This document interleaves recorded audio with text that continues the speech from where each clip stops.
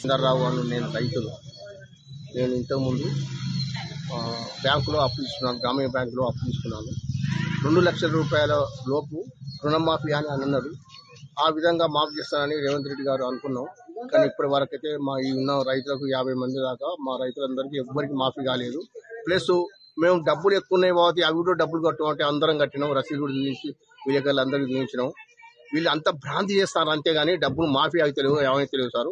ఎప్పుడోసారి ఇవ్వలేక ఒకరు తక్కువ ఉన్న వాళ్ళకి అయితేనే కానీ మాకైతే మా పంగడిపల్లి రైతులకు అయితే దగ్గర 70% కాలేదు సార్, 30% అయినాయి సార్ ఇక్కడ.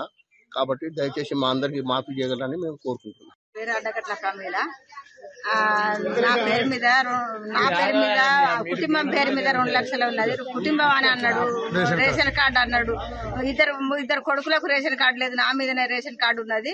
నాకు 2 లక్షల రుణమాఫీ కాలేదు. మిత్తి కట్టిన ప్లస్ ఇంకో 1000 రూపాయలు కూడా లోపల కట్టిన, అవి కూడా కాలేదు. మిత్తికి తెచ్చి కట్టినాం.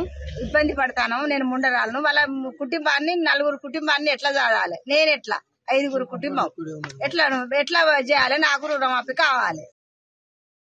MFSN ఛానల్కు లైక్ చేయండి, షేర్ చేయండి, సబ్స్క్రైబ్ చేయండి.